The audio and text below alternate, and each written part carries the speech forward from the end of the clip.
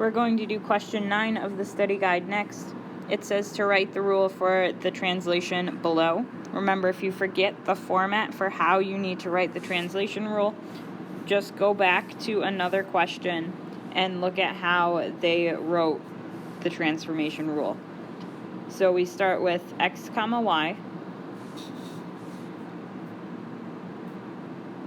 Then there's the arrow, and we have x, and we need to decide how this moves.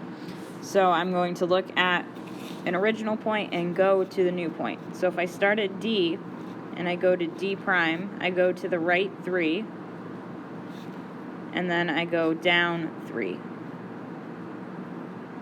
So to the right 3 is going to go with my x, because x is left or right.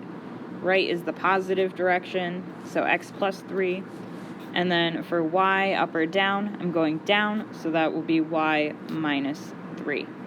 Remember to use the right form, and you really only need to look at one set of points.